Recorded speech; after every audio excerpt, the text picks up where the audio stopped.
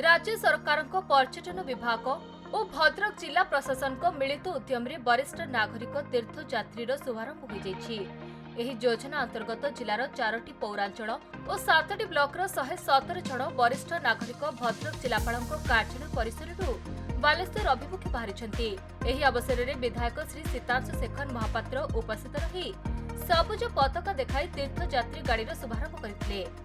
7 जनवरी रे तीर्थयात्री माने बालेश्वर ट्रेन जोगे रामेश्वरम और मदुरै अभिमुखे तीर्थयात्रा करी 12 तारिख में फेरिबे। राज्य सरकार और भद्रक जिला प्रशासन सहयोग रे एही तीर्थयात्रा सफल भाव में संपन्न होइछि। आज्ञा मु चक्रधर साहू भद्रक शंकरपुर घर कुणाबजार थाना 19 नंबर वार्ड रे भद्रक अटे।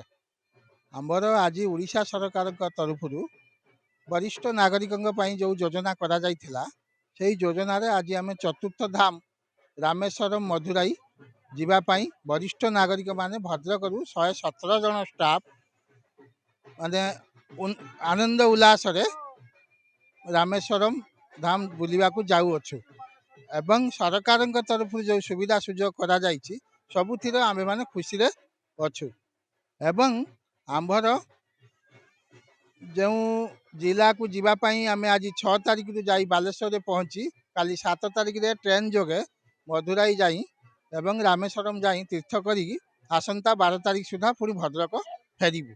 तेणुक आम ये उल्लास उद्दीपना ओडिशा सरकार कृतज्ञता ज्ञापन कर। भद्रक जगन्नाथ बेहेरा रिपोर्ट खबर।